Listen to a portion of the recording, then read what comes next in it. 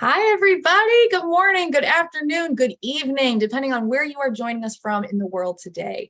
My name is Meg Alexander. I'm here from Power to Fly, and I am incredibly excited, as always, to get to host our next Chat and Learn session.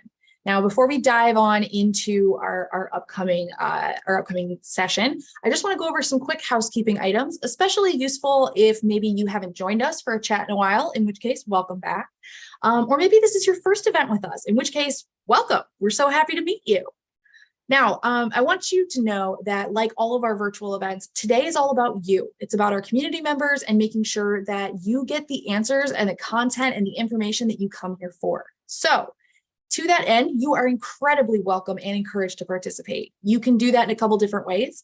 If you would like, you are welcome to turn your cameras on, share your smiling, maskless faces with us safely. No pressure to be Instagram perfect, y'all. I'm on, I think, day 5 or 6 of dry shampoo.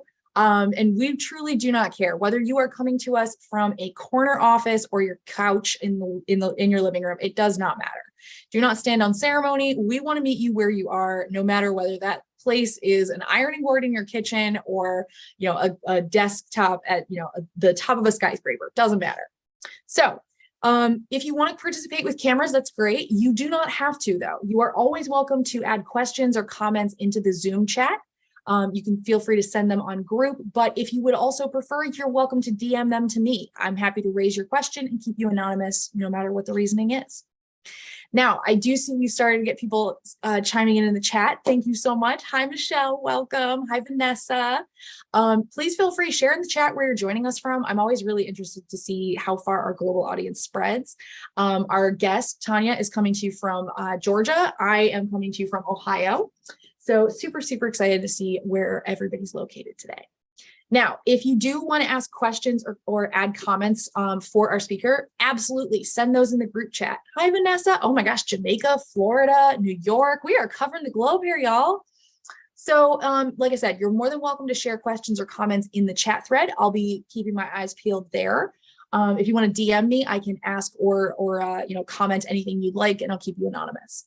Now, I do recommend that you follow us on socials. We are at Power to Fly on LinkedIn, Twitter, Facebook, Instagram, and YouTube.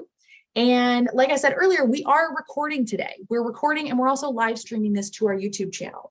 So what that means for you is you don't have to take notes. You get to sit back, relax, enjoy the upcoming conversation, and know that at any point, you can always just refer to the recording. You don't have to worry if you missed a resource that someone dropped or a link or a name.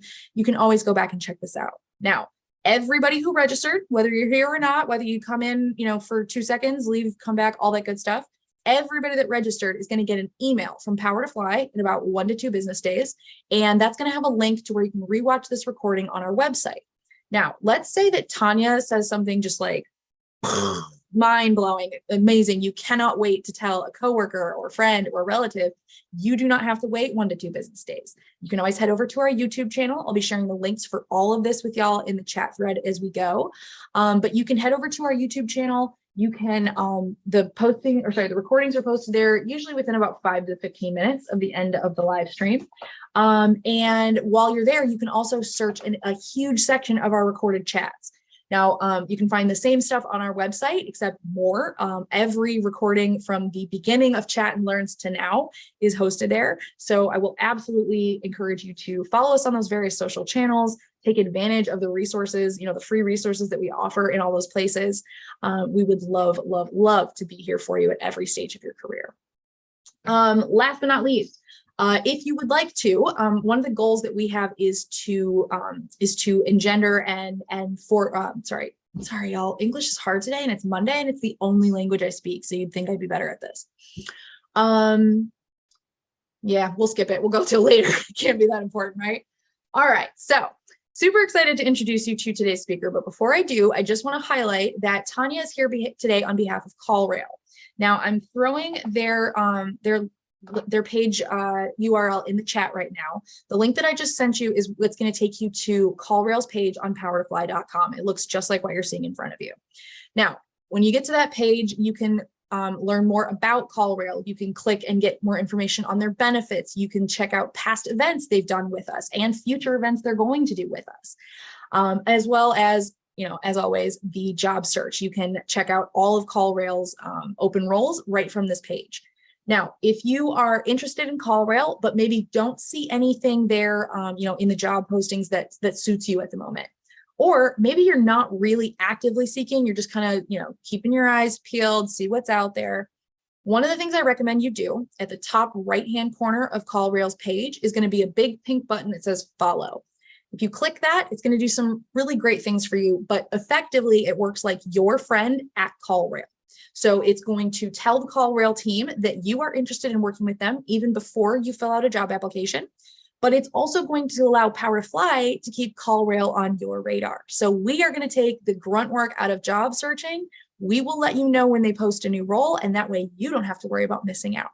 So I absolutely encourage you to take advantage of this. You can follow and unfollow as many companies as you would like on powertofly.com, as many times as you'd like. Just obviously, I recommend, take a couple minutes here to check out CallRail's page. They're a pretty interesting company. So last, we are going to introduce you to our fabulous speaker today. So Tanya and I were chatting. Tanya Mola spends her time connecting branding and social media through her creative lens. Now, her role has transformed over the course of 4 years, jumping from different parts of marketing to find where her passion lies. Now, from event planning to content creation, Tanya has built a strong presence through that creativity. Tanya, I'm really excited to get to speak with you today. Is there anything else that you want our audience to know about you before we get started? Yeah, thank you, Meg, for the introduction. Hello, everyone. Welcome. I'm really excited for you to be here. The only thing that I ask you to do is just join us, grab a cup of coffee for all my coffee lovers, or tea, whatever you'd like. Sit back, relax, engage. I'm here to answer any questions that you may have, and I'm excited for the next couple or the next hour or so. I was going to say couple of hours, but no, we're only sticking to 1 hour. I'm optimistic, but even for me, I think a couple hours might be stretching it. So, yeah. All right. So we're going to dive in on these questions, but just to remind y'all, you have the power to drive today's conversation. You came and took time out of your day to be here with us live. We want to make sure that we reward you for that. So if you've got questions, ask them. If you asked a question when you registered and you're not sure if we're going to get to it or not, ask it in the chat. That way we know you are here, you want to know, and we can make that happen for you. If you want to add context or details to any question that we start discussing, please feel free. And as always, let us know what your opinions are. I want to know what your lived experience has been. Maybe you've tried a different solution and it's worked for you. Anything we can do to keep our community learning and growing with each other. All right. So Tanya, the first question we got is kind of something I think that a lot of people are wondering. They wanted to know about the types of opportunities junior professionals can find in marketing. What is your opinion on this? Yeah, there are many different opportunities available for you. I think I broke it down to like 2 different areas to look at. Number one is definitely internships. I think that's where I started my marketing career. I started off as an intern. Reach out to specific organizations that you specifically are interested in learning more about their company or the company culture, the product. And then setting up informational interviews was something that I learned in college, which I think is very vital now into my strategy when it comes to learning a little bit more about different career paths. Setting up informational interviews with companies. This will allow you to get to know the company more, but this also gives them the chance to get to know you more as well. And then also see if they have any internship programs. And if they don't, think about maybe even asking if they would ever consider having a program in the future. I think that will make you stick out. And then lastly, one of my biggest advice is to look for free online certification courses on tools, products, softwares that are commonly used today. Familiarizing yourself with those tools, I think, will be a great selling point for you when it comes to interviewing for these companies. Ooh, I like that. I love the idea of seeing what you can get on like the free side. That's something we talk about a lot when it comes to continuing education is, this idea that you want to make sure that it's something you need, that it's actually going to help you. Exactly. But, there's nothing like one of my family friends their mother would always say, if it's for free, it's for me. And quite truly, like if you can find a free way to learn these things, like do the free things first. Yeah, you might be wasting a little bit of time, but you're learning something. And even if it's just don't take that course again, it's something you're learning. So Exactly.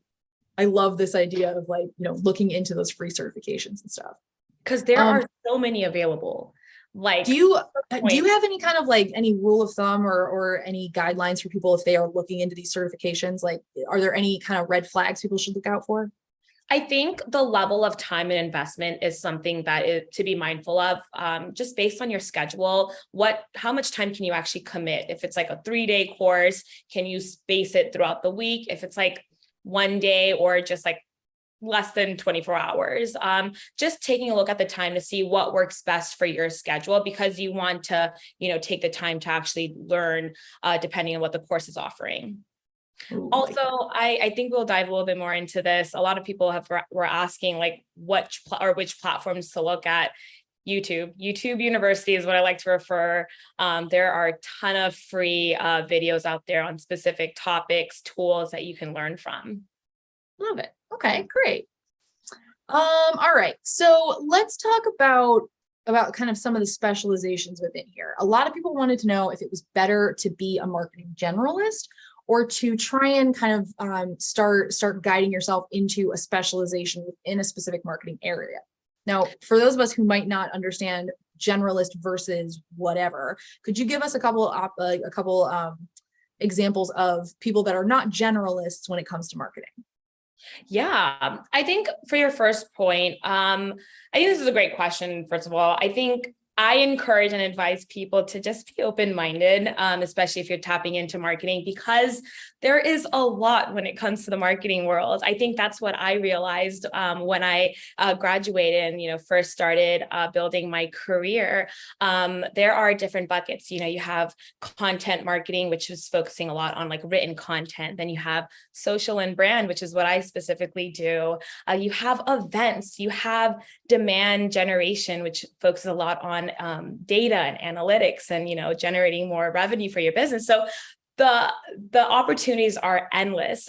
So I encourage people to really be open-minded, unless you're set on specializing in a specific area. Being open-minded will allow you to really understand the whole picture when it comes to marketing, because every piece plays a huge role. And I think it'll allow you to get a better understanding of what exactly you like to do and where you want to grow. I like that. I think you're right. That's a really good thing to remember, is that, there are so many different avenues to take within marketing, but you're right. They do all have to dovetail and have to fit within each other or fit together.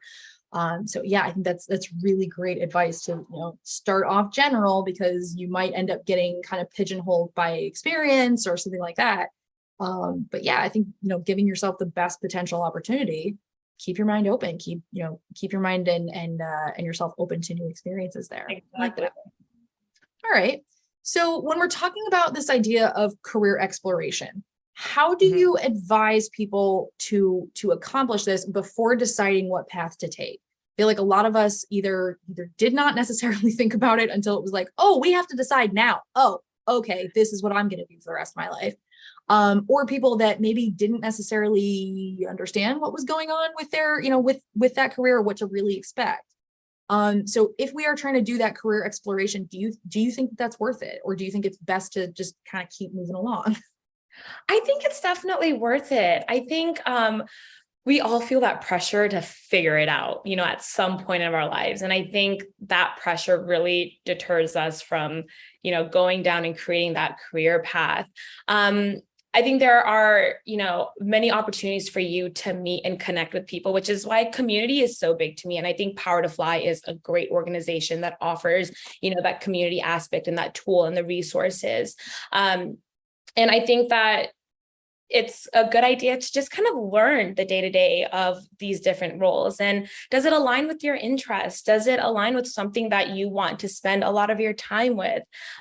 Taking the time to really understand that will honestly be better for your future and just for yourself as well. Ooh. So sorry, I lost my video screen there for a second. No, I think this is absolutely stellar advice. If you are agreeing with what Tanya's saying, please, put a +1 in the chat here for me. If you have decided or done something else, please let us know. I want to hear from all of you out there.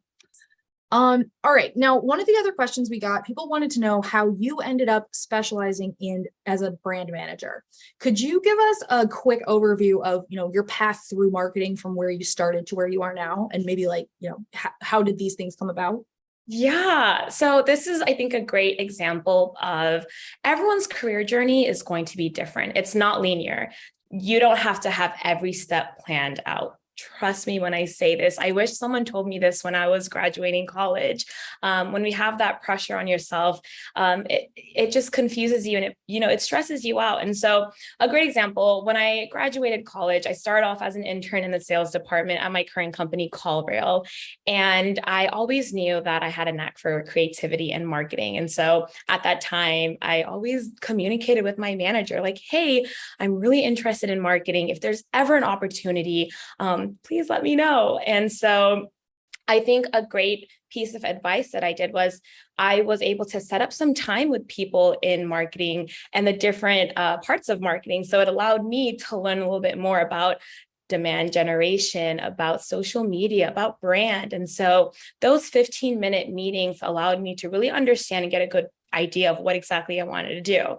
Then I transferred over to marketing as their marketing coordinator role, which I think was great for me because I was allowed to learn a little bit more about the different aspects to see what I loved to do or where I wanted to grow, which brought me to my first role after marketing coordinator role was events. I did all the events at CallRail. So all of the conferences, tech events, I managed that. And at that time, I truly loved it because it allowed me to meet people, allowed me to network, which is really important.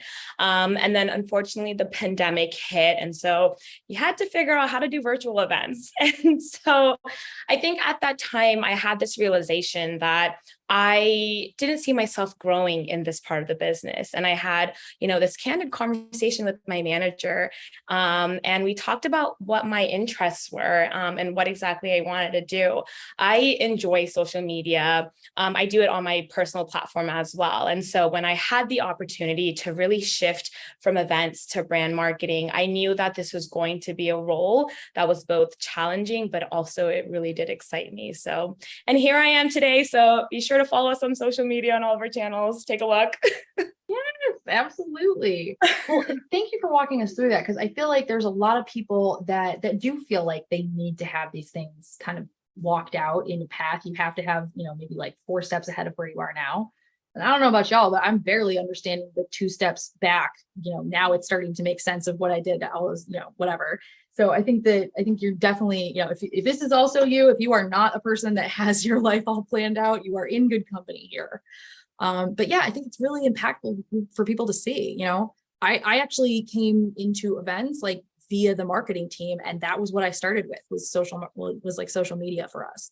And so it is one of those things that because, do you feel like because you had your own familiarity with social media that you were able to kind of backdoor into this a lot more easily? Yes, absolutely. I think because I also did it for my personal site or just for my personal platforms, it's something that I enjoyed. I love creating content. I love understanding the different channels, see what works and what doesn't. I love staying on top of trends. And again, going back to just that creativity aspect, anything that taps into my creativity, it's always going to spark my interest. So the fact that this part of the business allows me to tap into my strengths is why I enjoy it. Yeah, of course. Okay, so let's talk about what freelancing looks like here. A lot of people wanted to know what freelancing opportunities might look like within marketing. Are there any certain ones that you tend to see more of? Yeah, so I think that's a really good question. I will say that I'm not too familiar with freelancing, but we've worked with a lot of freelancers here at CallRail, especially in the content marketing side. I've seen a lot of freelancers that specifically create written content, but I think it's a great way for you to build a good rapport with clients and a good way to show your work as well. At least a great tip that I've gathered from the freelancers that I've had conversations with was to meet with with other freelancers, people that are currently freelancing for other companies, getting an idea of what their portfolio looks like, I think can be really helpful, especially if that's the path that you want to go for. Just having that hand-holding will really help you get a better understanding of how you can do this full-time, or how you can also build great relationships with companies. And then I think one of the biggest tips that I would love to give, utilize LinkedIn. I think if you just push out a feeler there saying, hey, I am based out of here.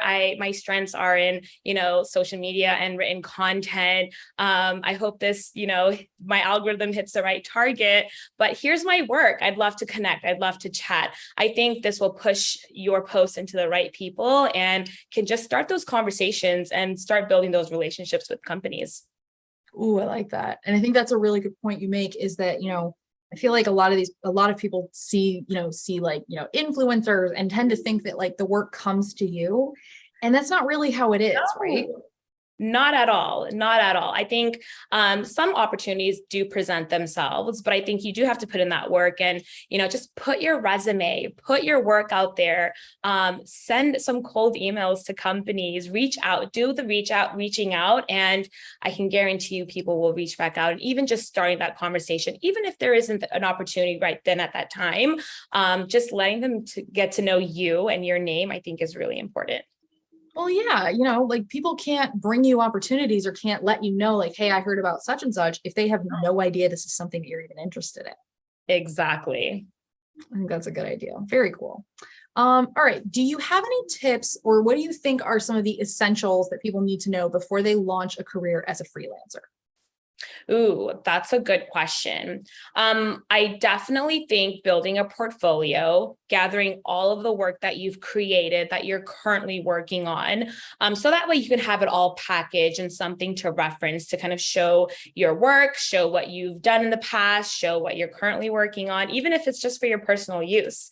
And again, meeting with other freelancers. I think just getting tips for those that are currently freelancing is always going to be beneficial, because they can give you their tips. They can give you tips of what they've done in the past, what didn't work for them, what does work for them, what they found successful. And just getting as much as information as possible will really help you launch that freelancing career. I think that's excellent advice there. Michelle is also chiming in here to join networking opportunities for freelancers. Yeah. Absolutely huge. Power to Fly has a networking platform. Now we are going to be changing our host platform for that. So apologies, y'all, if you're already in it. But if you want to be part of the community space, we will be relaunching that shortly on a new platform. So keep your ears to the ground, y'all. We've got good stuff coming for you. Oh, that's exciting. Oh, it's very exciting. It's my baby, and I'm very, very, very excited about it. You better keep me posted, Meg. That is exciting. I want to learn more about that. Oh, yeah. Okay, now we are getting in some questions from the chat, so we're going to try and take these, as well. So please keep sending your questions in if you've got them. All right, this person wanted to know, what do you think are the best ways to gain experience in paid ads without doing internships, because I work full time?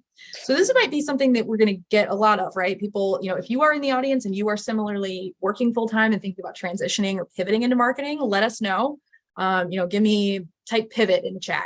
If this is something y'all are still doing.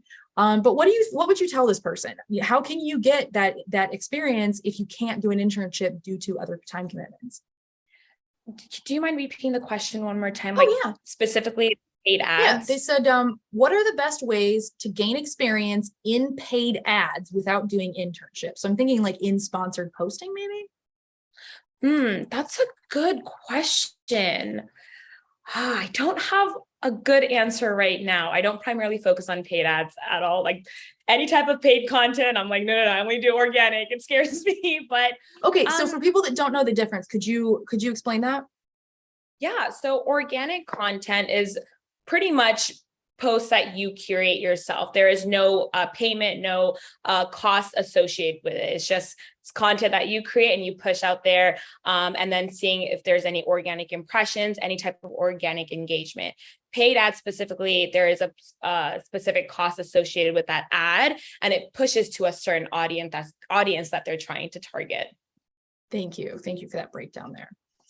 All right, we did get another question. This person said, as an entry-level digital marketer, how would I get into or get started finding clients? All right, so we've talked about building out your portfolio. How do you go about finding people that may or may not become clients for you?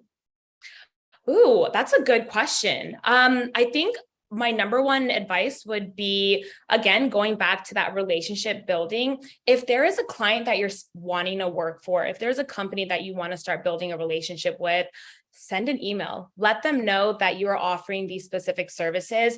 And the only reason why I say that is because if they're not looking for,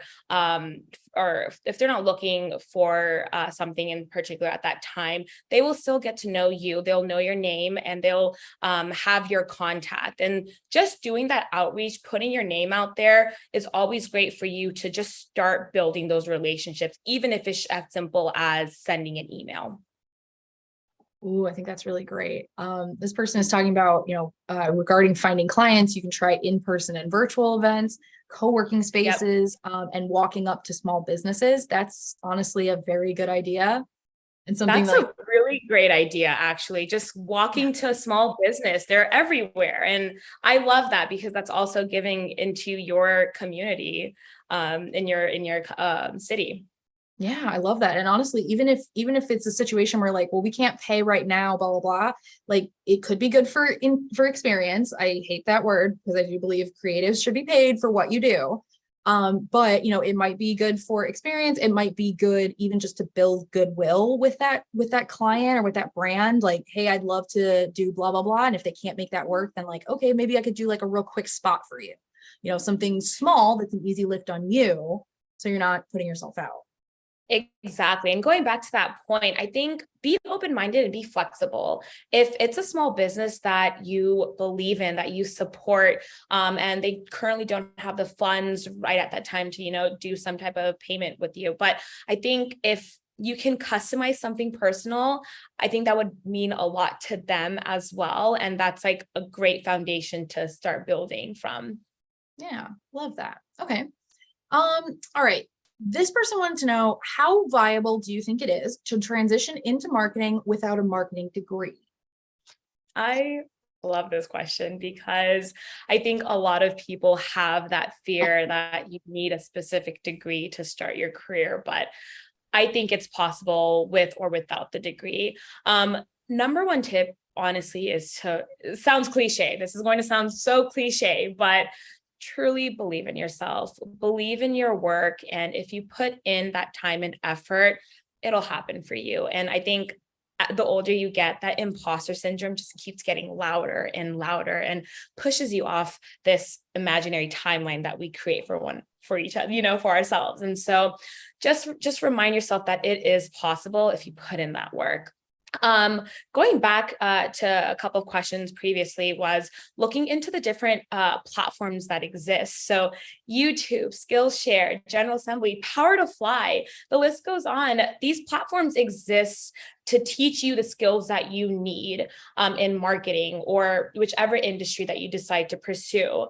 I found these tools extremely useful. So having that certification or just expanding your knowledge on certain tools that companies do need today will automatically give you that leg up. So no, you don't need the degree to help you succeed. I wish I applied a lot of the things that I learned from college because I don't remember that. So it's the experience that I'm getting today, the experience that I'm, the things that I'm learning and teaching myself today that I apply in my day-to-day basis.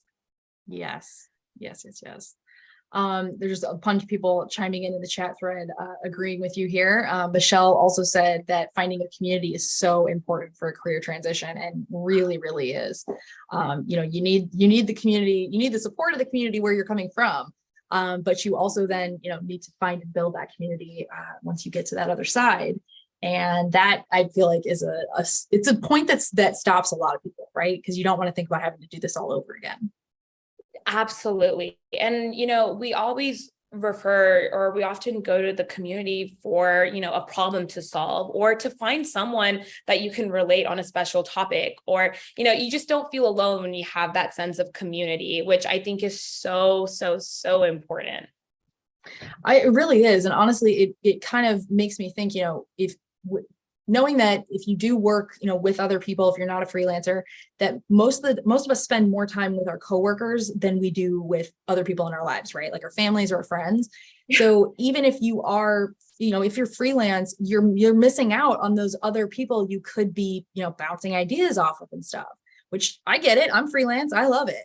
But it also is one of those things that like, it's not going to come, this job doesn't come with a built-in social circle, right? No, not at all. And I agree with you. I put a post up when I was in events on LinkedIn, and it was just like, hey, I'm trying to figure out this virtual event strategy. If anyone wants to connect over like a virtual cup of coffee so I can learn a little bit more, like, let me know. And I was able to meet someone from Austin, Texas, which was really great. And we were just able to chat about events. And I think that was such a great example because I was able to meet with someone who's currently in the same role as me and just kind of like bounce ideas off of one another to see what's working and what's not. So it's like a learning opportunity for yourself. Yeah. Ooh, love this. Okay. All right. So we all know, obviously change is the only constant in the world. Everything is changing. But I feel like marketing seems to change even faster, right? Yes. How do you stay up to date in this in an industry that is constantly changing like this? Yeah, that's a great question.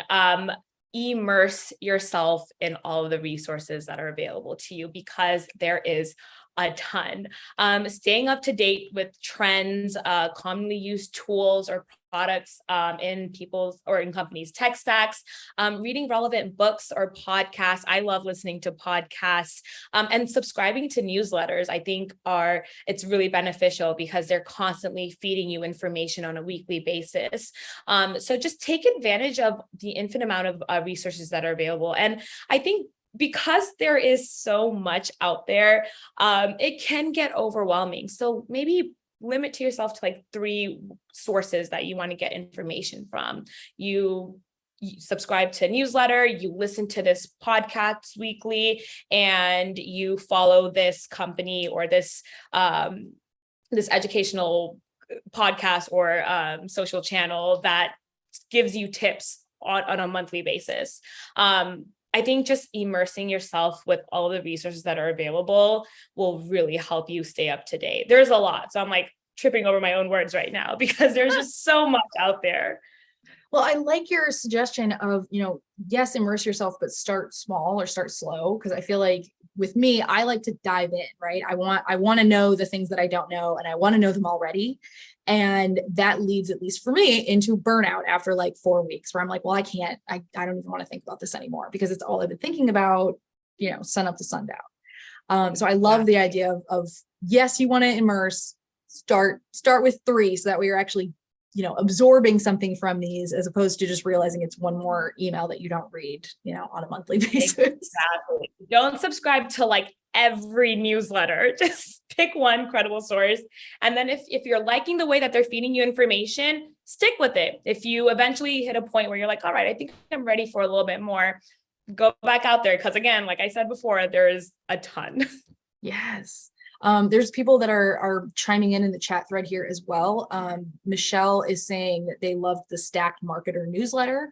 Stephanie's also chiming in with Marketing Brew. So absolutely something to check out in case y'all are interested there. I love Stephanie. I've been there, done that. Bad idea. Information overload.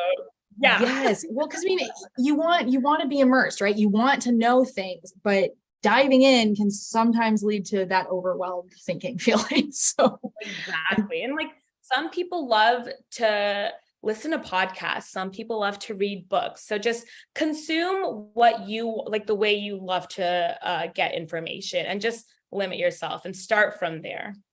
Okay. All right. We talked about some of the marketing resources you can get that are free, right? We talked about certifications and stuff that you can get online. Do you have any free upskilling marketing resources that you recommend? Ooh, okay. That's a good question. Going back to YouTube University, that and the reason why I bring that up, I learned how to use Final Cut Pro, which is a video editing software through YouTube. And now I use that tool on a day-to-day basis for my role.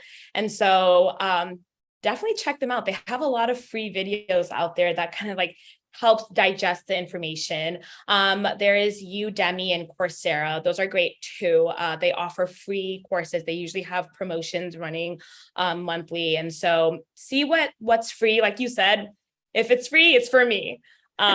Check those out. They definitely offer some great resources. I like those. And truly, I'm going to steal that, by the way. If it's free, it's free. I don't think enough like adults either realize or admit the fact that like so many of us use YouTube to know how to do everything, like really. And so it's okay. Like just because you learn how to do something on YouTube does not mean that knowledge and that skill is any less valuable than the person who paid like $5,000 to learn it. So think about these things. There is no shame. There is no shame. I also now use TikTok to learn a lot of things. Like me too. That's become a search engine for me. So, oh my God. Yeah, seriously. Like I did not realize how until like 2 days ago, I started finding the editing side of TikTok. And like, so people that like show you how to do the reels and the transitions and stuff like people are doing. Cause I kept thinking like, I'm not doing this. It doesn't make any sense to me. I'm over 32. I am old now. I don't have to care. But like, you gotta care. So, I think that is wonderful. I love that idea of like, just start asking, start searching things out. And you know what, this actually goes in nice, Tanya, with what you had said earlier about like making it known that you're trying to learn these things, because like, you don't know the kind of skill sets in the people around you, right? Exactly. No, you said it correctly. All right. Okay. So we talked a little bit about networking earlier. What role do you think networking has played in your professional growth? Oh, gosh, I am always an advocate when it comes to networking, and I encourage my cousin. She just started college, so I'm always encouraging her, like, meet people, join clubs, go to those career fairs. They might seem overwhelming, but go. I think meeting people has honestly helped me because it allowed me to really create those strong relationships in the industry. And I still continue chatting with the folks that I've met, 2 years ago. And I also use it as a resource. Like I mentioned before, when I was in that event industry, when we were all virtual, I just put out a feeler out there and I connected with someone and I learned something. I took something away from that conversation. So just be open-minded, be ready to connect with people, have those conversations because they're here to help you and you're here to help them as well. It's a great way to just build a relationship. Excellent. Also, if anyone wants to connect with me, feel free to find me on LinkedIn, ask me questions. Let's do a virtual coffee chat. If you're in Atlanta, let's go grab a cup of coffee or tea if that's what you like, but I'm more than happy to connect with you offline as well. Oh, that's so great. Thank you. Let's see. I'm finding you on Instagram or sorry, on LinkedIn right now. So I'll send that link to all y'all in just a second here. But no, I think that's absolutely excellent. And one thing to highlight here, y'all, when we're talking about networking, it doesn't just have to be professional, right? When we say networking, it's literally just the professional way of saying you're making friends with someone. Absolutely. Like, you don't have to, if you think about it more in terms of like making friends or like meeting new people and less in terms of networking, which for me has very like I don't know, like a give and take kind of thing, like a very transactional mentality to it. But like, think about it in terms of forming relationships and it is a lot easier, so much easier. Like, it does not need to be this big, weird, like formal thing that only happens over here. And all you're doing is asking for help and not giving them anything. Like, it's okay. Fine. Exactly. And agreed, Mary, yay to friendships. Let's form more. Yes. Okay. So if you are trying to start building out your professional network, like you would talk to your cousin about like, going out and joining clubs and going to networking events and hiring events, what do you think is the best way to start building that professional network? Let's start with college. And then let's also talk about like maybe what it looks like when you're getting into the working world. Cause I know not everybody here went to college and that is fabulous because not everybody needs to. All right, so this won't be a shocker, but let's go back to LinkedIn. Let's do a little bit of research. Say that there is a company that you're interested in, or even a role. So brand marketing, social media, content writing. Start off there. Just do a little research and seeing if there is anyone in particular in that role that you're interested in. send them a connection, send them a quick email. Recently, I had this grad student reach out to me on LinkedIn who's interested in learning more about my specific role. So we grabbed a cup of coffee. So right then and there, we just started a relationship, because she was just interested to learn a little bit more. So use LinkedIn, send those messages out, because people are open, people are ready to set some time to chat, especially if you have these questions. So definitely take advantage of LinkedIn. It's a great social media platform. And then going back to events, someone did mention in the chat, virtual events or even just in-person conferences, I think can serve two great things for you. A, you're attending a conference that is curating educational sessions specifically geared towards what you're interested in, right? So you're taking away information for this from this 1-day, 2-day conference. And then B, you're attending this conference that has people who are interested in the same things that you're interested in. And so that right there opens opportunity for you to network with these like-minded folks who share the same interests as you. So conferences, events, whatever is happening, whether they're virtual, there are a ton of virtual free conferences available, I think can really be helpful. And then lastly, have your information on hand, whether it's a business card or I've taken advantage of virtual business cards. They exist now. So there's this app called Hi Hello, I believe. Hi Hello. It's a virtual app and it just pulls your information. You can customize it, but be ready to exchange your information. So that way you can just continue that conversation. Yes. Yes. Loving this. Okay. All right. Now, if we're trying to, to figure out some platforms or whatever to be networking, outside of LinkedIn, are there any that we should think of or things that might not really seem off the bat to be a networking opportunity? Ooh, that's a good question. Ooh, I have to noodle on this one. Like my parents used to tell, my dad's in sales, right? And so I have been raised by a salesman from birth. There's a lot that is entailed there. There's a lot there. Right. There's a lot of like never take no for an answer kind of things. It's probably not super healthy, but to learn some of the valuable things, one of the things that my dad always said was that there's never a room where you couldn't be selling to someone. And that sounds really cheap. It sounds really whatever, but what I pull from that is you can learn something from every single person you meet. Everybody you meet knows something that you don't.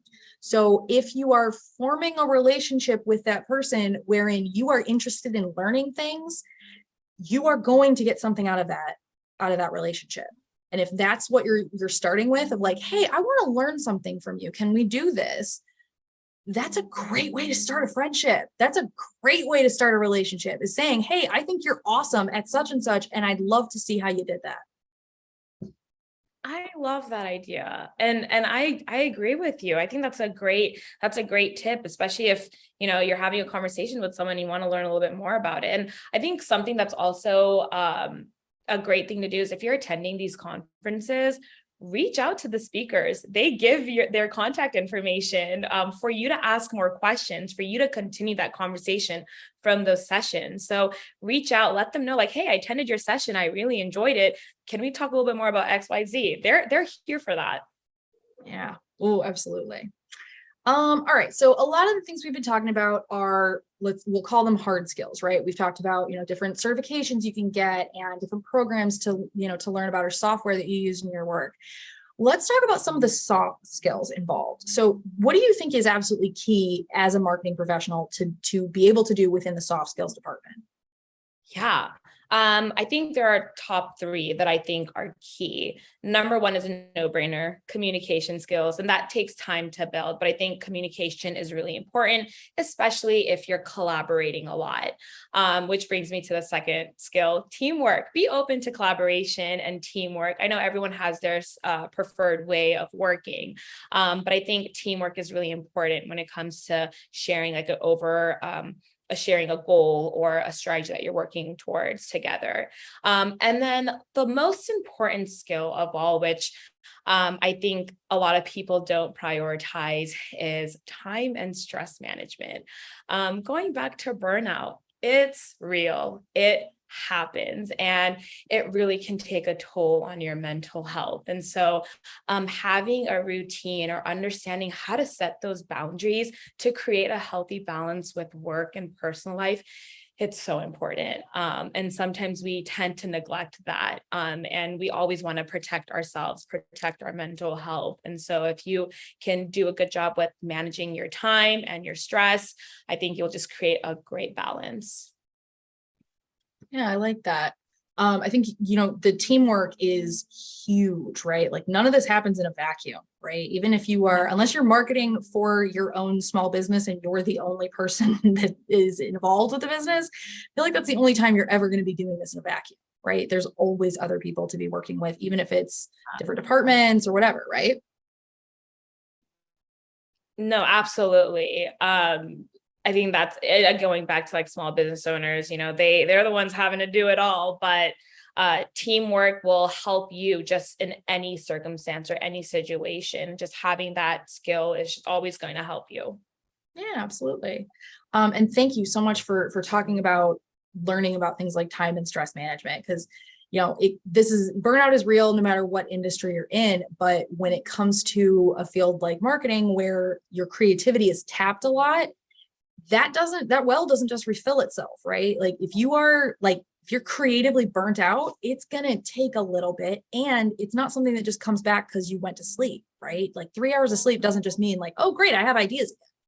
So, I think that that's something really important to call out, that, this idea of the burnout and the results from it, they're not just important in a hard skills sense. Like they're important for soft skills as well.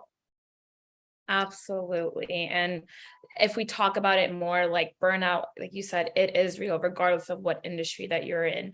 And you will face creative block if you're one that is very creative. You'll experience your ideas running out. And so just understanding like what you can do to help relieve that stress, or whether it's taking a walk outside, making sure that you sign off at a certain time. I think it's just prioritizing those boundaries that you need to set so you can prevent yourself from having burnout. Yeah. Don't learn the hard way. Oh, I'm telling you, man, I swear it's like every one of us does, and we're always like, don't do what I do. And then everybody does, because way of the world, I suppose. All right. So, okay, let's step back and talk about interviewing and hiring. If you are a manager and you're looking at marketing candidates, what are you looking for? Yeah. Number one thing that I'm looking for is someone that is hungry to learn. Again, telling people that there's so much out there that you can learn from. So someone that is, ready and also passionate about growing their skills, passionate about whichever role that they're interviewing for. Someone that is hungry and just passionate, I think is really important. And then going back to teamwork, collaboration is really important here. And so collaboration is important, but also someone that is willing to take the lead, someone that is willing to step in and take in those responsibilities, I think are two things that I look into, or that I look for. I think that's really interesting. So if you're looking at this, like in an interview sense, obviously if somebody wants to grow their skills, they'll talk about that, right? They'll talk about how, they want to move up and they want to learn such and such. When it comes to highlighting that collaboration aspect and, that ability to work on a team, have you ever seen that illustrated really well when it comes to, somebody either interviewing or interviews that you've done? Yeah, examples that they've shared. And you can reference any example, even if it's from like school or a project or an organization that you're a part of, just listing out those examples that tapped into your collaboration skills and how you incorporate teamwork to complete a special goal, I think is really important. So reference any of those experiences that you've had and get creative. You can get creative with those experiences. Because at the end of the day, that they apply. Yeah, of course. All right, so let's talk about the interview stage. A lot of people are scared, especially if you've never been in an interview within this new industry. So can you share some tips for us to successfully navigate that marketing interview? Yes, it is scary. It is intimidating. I think interviewing itself is something, it's a skill, practice, interview with your friends or your coworker, not your coworkers, unless you're interviewing for another role, but just practice makes perfect. So I think the best way that I love to break this down is a pre, during, and post strategy when it comes to interviewing. So pre refers to doing your research. So learn more about the company, learn more about the product or the software or whatever that they are offering, and then the team that you want to work with. So don't be afraid to learn a little bit more about the team. So this is where LinkedIn comes in hand. And take a look at who are the current managers, who are the roles, what are their day-to-day, so that way you can create those questions that you want to ask during the interview. And also take a look at the company culture. I think a lot of people seem to forget to look into that, because company culture is really important to foster a really healthy environment and workspace. I typically look at companies' social medias just to see how they're utilizing each channel. And then lastly, I love to see if companies offer ERGs, employee resource groups, because that shows the level of investment that they're putting in for their employees. And then once you do all of that pre-research, creating those 3 to 5 questions, I think will be really helpful for you to ask the interview or to ask during the interview, which brings me to my next point. The during stage is what I like to call it. Remember that you're also interviewing the company to see if it's a good fit for you. So having those 3 to 5 strong questions will help you really guide that conversation and help you getting to know the company. And going back to TikTok, believe it or not, that is a great app when it comes to getting interview tips, interview or questions to ask the interviewer. I think TikTok is a great resource to help prepare you for interviews. And then lastly, that post stage, okay, so you're done interviewing, what's next? Follow up. I think it's pretty common, but you really want to make sure that you follow up with whoever you interviewed with, whether it's sending them a note, sending them an email. Don't forget this part. I think it's really important. And it's something that I look at when I'm interviewing candidates. And then lastly, ask for feedback. Ask them how you did. If there's an area that you could have improved in, or if you didn't answer a question that they were looking for an answer for, this will not only help strengthen your interview skills, but it will impress the interviewers. Yeah, I think that is absolutely wonderful advice. The 3 to 5 strong question thing, I love this tip. Even if it is I think, and I like the idea of prepping 3 to 5, right? Because you can't really ask a question once they've told you what the answer is. And so I will usually go in with about 5 questions. Are there any that are your favorites, Tanya? Like anything that you know that you've used as something that you really want to make sure you know about each company you're interviewing with? Oh, that's a good one. Company culture, I think, is really important. Like that's, I think, valuable to me. So a question that's around their company, a question around the specific role. I can't think of any on top of my mind. But I also love to throw in a fun question at the end. And it could be something as relevant to my role. Like if you were a social media app, what would you be? I think it just lightens up the mood. Throwing a fun, creative question, I think, will also make you memorable. My favorite one is what's a fun thing you do for your employees every year? Is there like do you have like an employee outing thing that is your favorite thing to plan? Is there a barbecue once a year and that's the big deal? I like asking those because it's generally something you can't find on the website. And it's also highly unlikely they're going to tell you about that in a first interview. Like most of the time they kind of stick to, some of the stuff that's a little bit earlier on. I don't know about you. I've never taken a job just because they had a barbecue, but I guess there's a first time for everything. I don't know. But I like asking that one because it's definitely going to be specific to each company. And so that's a good one. My other favorite one is it just went completely out of my head. Oh, what do you think is the hardest reason you're having to fill this job? Like, what do you think is the biggest hurdle to getting this seat filled? Because that should tell you like either what they needed and we're not getting from the previous person to be in that role, or where they think the biggest focus is. And so that way, if you come in and you're like, well, that's actually not that big a deal, you know that this was also a pain point for them. Yeah. Another great question to ask, what does the onboarding process look like? I think a lot of companies neglect the onboarding process. You don't want to step into a role and then they're like, all right, figure it out. I would love way to go. Right. And, I've heard horror stories about that. So I think it's really important for you to ask the company, like, do you have like a 30, 60, 90-day plan that kind of lays out what I'm going to be focusing on? What are the resources available for me?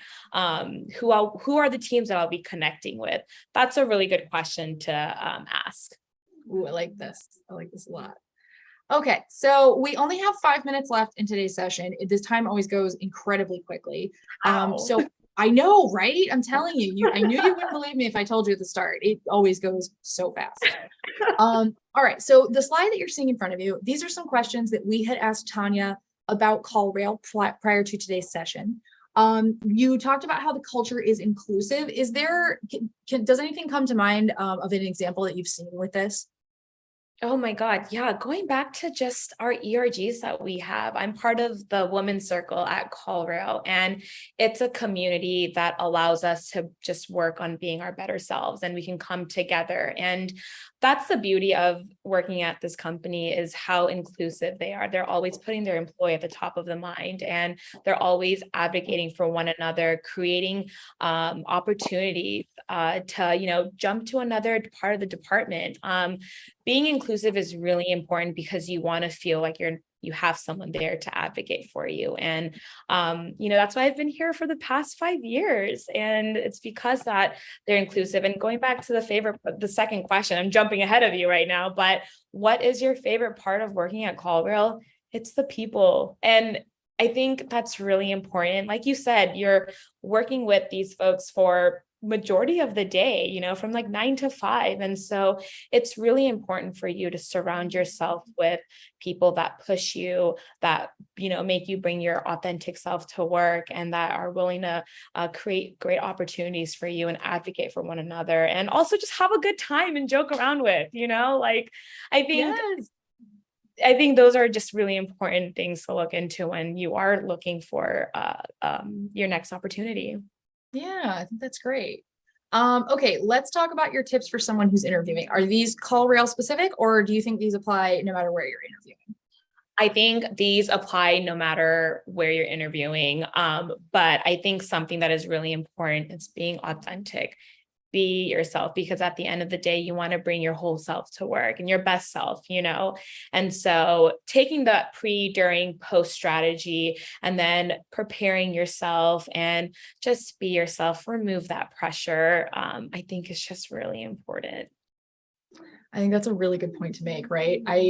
So one of my friends is a graphic designer, just ridiculously talented, and has a wicked case of imposter syndrome, like we all do. And it's one of those things where, she'd gone on a bunch of interviews. She had interviewed at multiple places and was calling me to talk about some of them because I do this for a living. And she was like, yeah, tell me, like, how do you think that went, blah, blah. And as we were talking, I could hear it in her voice, like she was really nervous. And so I was like, hey, Amanda, you went to this place, you were really excited because like a bunch of their culture's super nerdy. Did you like play that up in your interview? She was like, well, no, why? I go, because they're super nerdy and you're super nerdy. Those are your people. Like, be yourself around your people. This is how you do the thing. And it was one of those situations where it came down to it, and she was looking at 2 different job offers. And I just kept telling her, like, were you comfortable there? And it's as simple as that, asking just that one question. Were you comfortable? How did you feel? Did you feel like you had to put on an act or be someone that you're not? Because if that's the case, then you already know your answer. Yeah, absolutely. All right. Okay. That is going to be us done for the day. But I just want to say a big thank you to everyone who came out for today's session. Obviously, it is not as early on Monday morning as it could be, but we're so grateful that y'all came and joined us for today's Monday session. Now we have some amazing programming happening the rest of this week. We've got a chat tomorrow on the keys to achieve your career goals, as well as options for breaking into tech with an unconventional background. And then we've got another one about how to launch your career in fintech. So if you've got any interest in any of those subjects, I hope that you'll come back and join us for a future event. If this was your first event with us, thank you so much. It was lovely to meet you, and I cannot wait to see you back again. Tanya, thank you. This was absolutely wonderful to get to meet you and learn from you. I hope we get to do this again soon. I do too. And thank you so much for this opportunity, and everyone that is tuning in. I appreciate your time. All right, y'all. Have a wonderful rest of your Monday. Stay happy, healthy, and safe until we see you again next.